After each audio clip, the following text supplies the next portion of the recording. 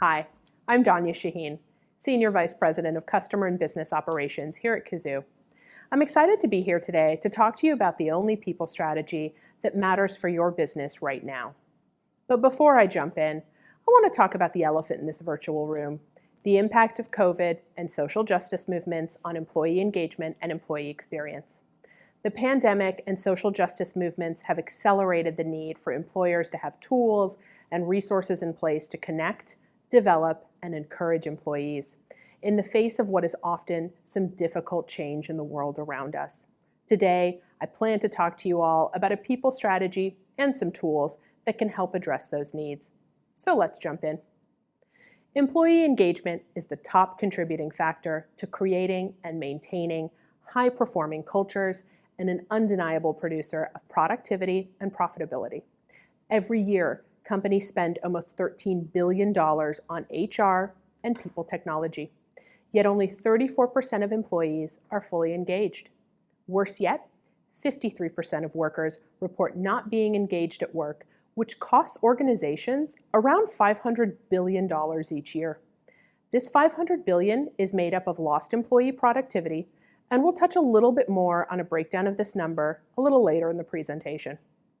So what does it mean for employees to be engaged? I know that phrase is defined a few different ways, so I'm going to level set here. We define employee engagement as the measure of an employee's discretionary investment in their job, the degree they are involved in, enthusiastic about, and committed to their work and workplace. By focusing on the employee experience and working to increase employee engagement, companies can see impact across a variety of metrics. Things like increased employee productivity, stronger customer experience metrics, reduced turnover, and lower absenteeism. It's simple. Improving your employee experience delivers more engaged employees, unlocking an employee's discretionary investment in their job. But where do you start? With so much changing this year, it's been difficult to take a step back and understand how things have changed and the challenges we're dealing with so that we can prioritize what matters most for today's companies, our people. Let's talk a little bit more about how things have changed. The COVID-19 pandemic has fundamentally shifted the way we approach work. We've all been impacted to varying degrees, and no industry has avoided disruption to their business. Companies have experienced sweeping strategic, organizational, and operational changes.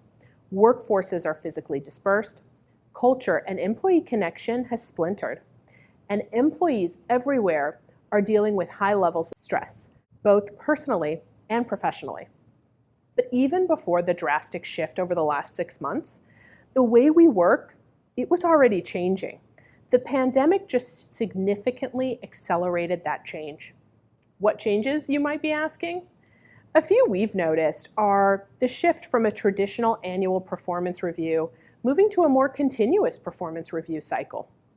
The role of a manager being a little bit less about management and more about coaching and development. And the movement from a focus on a single employee satisfaction score, something like eNPS, and shifting to a focus on a more holistic employee experience. These are all symptoms of a greater shift towards a more continuous, flexible, human, and holistic mode of work. We've just ended up here a little faster than we expected. And so many of us have some work to do to get our organizations where we need to be. As we navigate these changes and the new normal, there are 4 big challenges that feel most relevant for us to really dig into today. The first challenge is how we maintain and strengthen our work relationships and keep office culture alive when not everyone's coming into a physical office space. The second challenge, how do we know our employees are doing what they're supposed to be doing? The third challenge, do our managers have what it takes to manage their remote teams to success? And the fourth challenge, how do we win the war for talent in a pandemic? Let's start the conversation with a few key areas you may be noticing some disconnect within your business. The first 2 areas I want to dig into are culture and connection.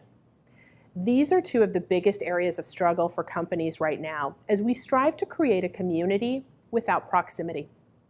Some of the concerns that we're all grappling with here are things like how our company culture has been impacted by the shift to remote work, feeling like employees are disconnected from each other and the company, figuring out how to communicate and trust work is being done when we're not together.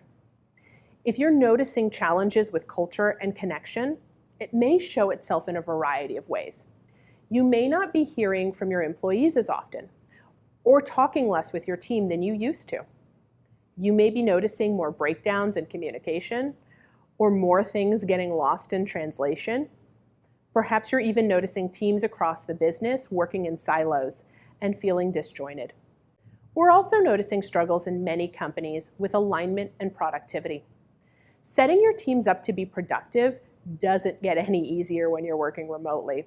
And now, in the pandemic downturn, it's crucial your employees are working hard on the right things. Right now, it's not easy to understand if your employees know how their goals are connected to the larger company strategy. It's not easy to understand if your teams have consensus on their priorities, or how you create accountability when we're not all together. These are some big challenges. And now, more than ever, managers are playing a crucial role in keeping employees on track. But they can't do it alone. As a leader, you must equip managers with the tools they need to create high-performing, engaged teams, no matter where or how those teams are working. When those tools aren't in place, managers start to see employees struggling to get or stay engaged. Their teams may just feel like they are going through the motions. With all the recent changes, employees may not see a clear path for career growth or feel that their opportunities are limited. When a manager is struggling to drive engagement and motivate their teams, it manifests in a few different ways. But the two most common ways we see is a lack of collaboration or low performance within a specific team, or higher voluntary employee turnover in certain departments and areas. As we've discussed, across industries, the pandemic has forced businesses to restructure and reprioritize. Unfortunately, that was often at the cost of an employee's experience. For some of us, it's time to focus on how to attract talent to your company, and for others, it's time to focus on how to keep your top talent. The job market right now is simultaneously unpredictable and competitive, so making sure you're bringing on or retaining top talent is crucial. You don't want to worry about having a lot of open roles that are proving hard to fill at the same time you may notice some Glassdoor reviews slipping, or ENPS scores or pulse survey scores that are starting to drop. It's time to challenge yourselves and your teams and your company to close the engagement gap. Employee experience is the foundation of a modern people strategy and delivers more engaged employees and better business results. It's time to rethink your employee experience and turn outdated approaches to performance management, recognition, and surveys on their heads and move to a process that's continuous, unified, and puts people first. But where do you start? By understanding what makes a positive employee experience. Employee engagement and employee experience are sometimes confused with each other. So as a refresher from earlier, we define employee engagement as the measure of an employee's discretionary investment in their job, the degree they are involved in, enthusiastic about, and committed to their work and workplace. Employee experience, on the other hand, is the quality of emotional connection that an employee has with your company. It's shaped by their interactions with people, policies, processes, and technologies during significant moments in their employee life cycle. The employee experience is made up of 4 pillars. The first pillar is connection. Connection is the bonds between an employee and their manager, their coworkers, and your company's mission and values. The second pillar is meaningful impact. This is the employee's sense that their work matters to your company, to themselves, and to the world at large. The third pillar, appreciation. An employee knowing that their work has value and is being recognized and rewarded for their contributions. And the fourth pillar is growth. Those are learning opportunities, continuous feedback, and ongoing support for career development. When all of these pillars are present, a workforce is inspired and the workforce is aligned. When one or more of these pillars is missing, a company's alignment and inspiration becomes imbalanced, leading to a strained employee experience. There are 4 types of employee experiences that are prevalent in companies today. The first experience is a surviving employee experience. Employees in a company with a surviving employee experience are, for the most part, neither inspired by the company's mission nor aligned with their day-to-day work. Employees don't feel connected to their peers or their leaders, and they don't feel appreciated for their contributions.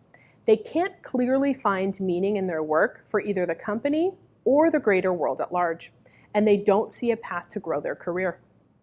In an off-course organization, the business might have high inspiration but low alignment.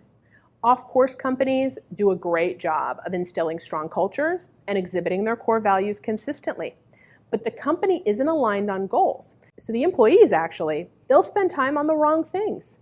Though employees find their work enjoyable, many of them will end up leaving for a better opportunity because of their inability to develop a thriving career within this organization.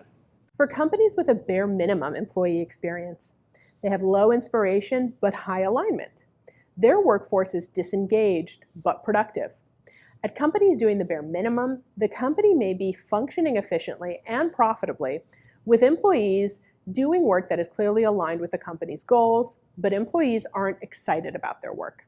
They don't feel connected to the company's mission or their coworkers, and they don't feel appreciated for their efforts.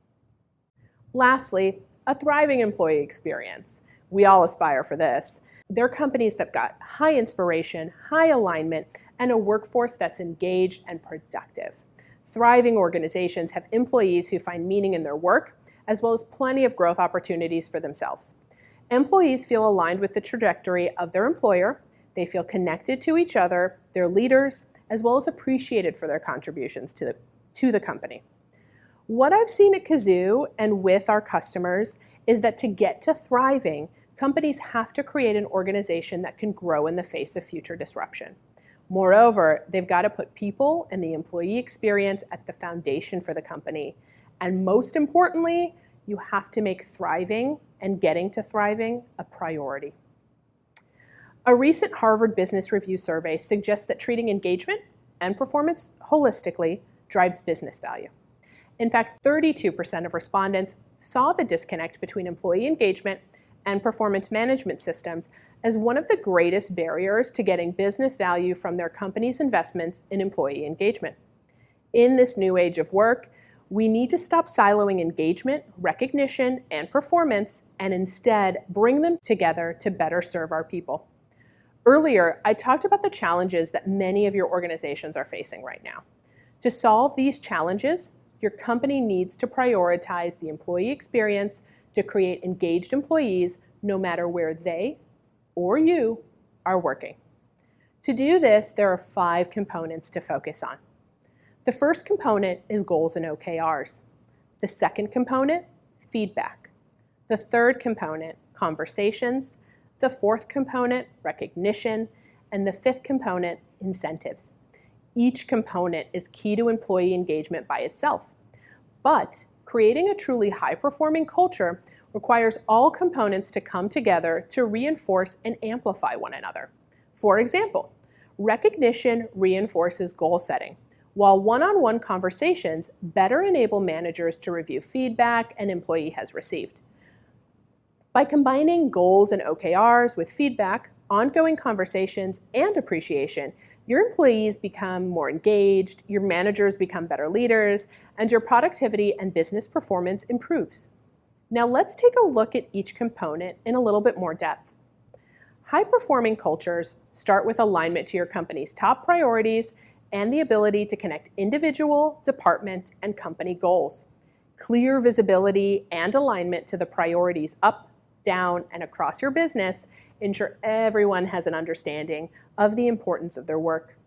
Alignment and connection to the bigger company mission and goals is even more critical for dispersed or virtual workforces, where there's a greater risk for miscommunication or key ideas getting lost in translation. OKRs are also an important exercise in inclusivity, enabling your employees to establish a stake in the game and meaningfully contribute to your company's goals. The more connected they feel to your objectives and the more clearly they see how their work impacts the business, the more committed they'll be to achieving their individual goals. Clear measures of success provide transparency into what's on track and what needs extra attention. No more putting goals on the shelf to collect dust. For companies that encourage learning and growth mindset, feedback is huge. Regular, well-considered feedback supports open communication, collaboration, and innovation between peers, direct reports, and managers. By removing the friction of giving and receiving timely feedback, your company can ensure feedback is always meaningful and actionable, while empowering employees to make feedback a part of their everyday. To further enrich valuable feedback, use employee surveys to help you gain a deeper understanding of engagement.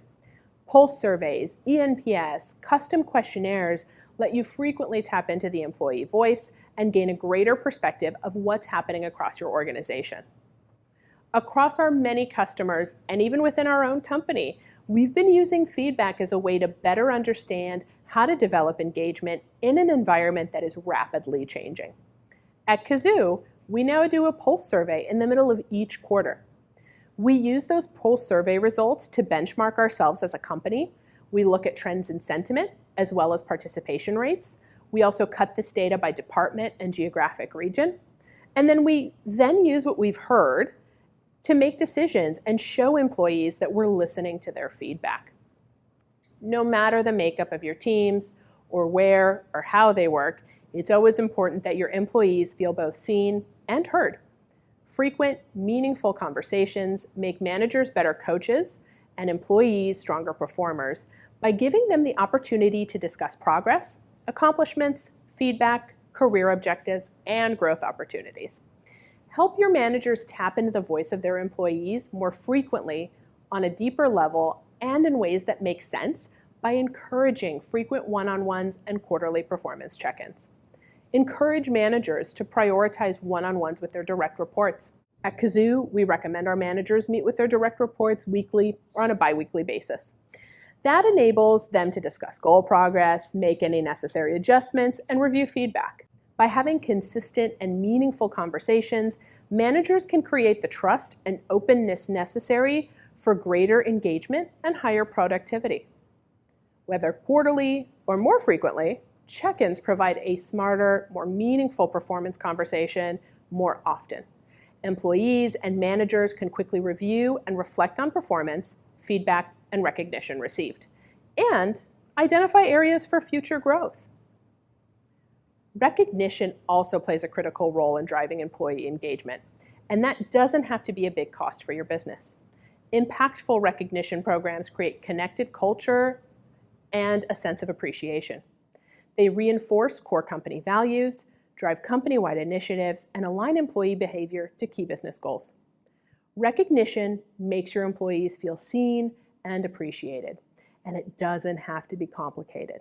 I encourage you to find a way to celebrate both the large and the small employee accomplishments, since 81% of employees say they feel motivated to work harder when their boss shows appreciation.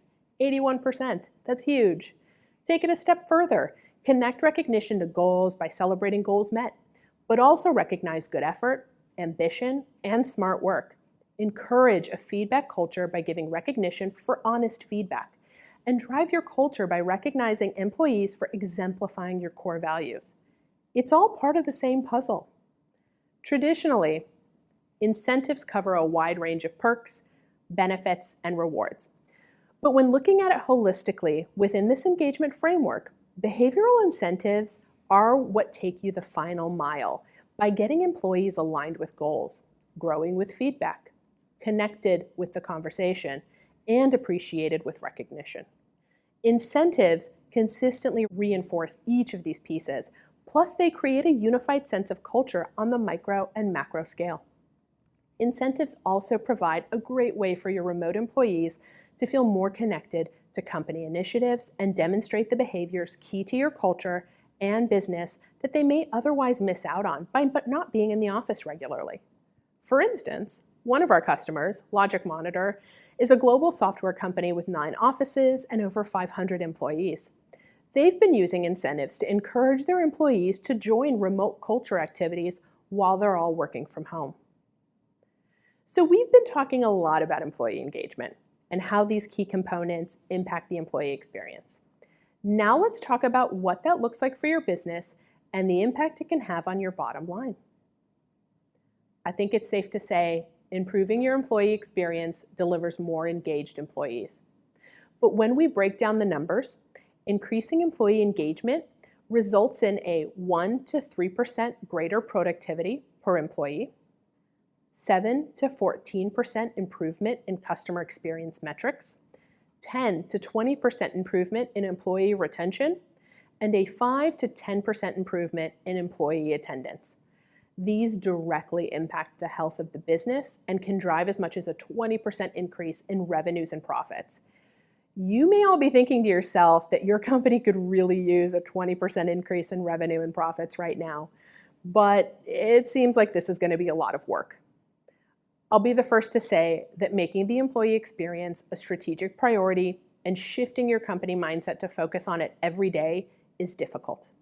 But if your company wants to not just survive, but thrive in today's economic climate, there's no other option. Things are hard for all of us right now. The COVID pandemic has presented a lot of unique challenges that many of us are still working through. But you're here today because you believe in employee experience and the impact it can have on your business. And so on that note, there are 3 things I want to leave you with today to help set you up on the right track as we close out this conversation. First, you need to figure out where your employee experience is right now. At Kazoo, we want to help you understand where your engagement is, and so we created our employee experience assessment. It takes 3 minutes to figure out where you land, and it'll give you a good baseline on what you can do today to start helping your people. Second, take a hard look at what your company is doing for goals and OKRs, feedback, conversations, recognition, and incentives. Review those tools you're using and the protocols you have in place to ensure you're giving your employees what they need to succeed. And third, we'd love to hear from you and give you ideas on how you can amplify the employee experience at your company today. Thanks for being here with me. I really appreciate your time.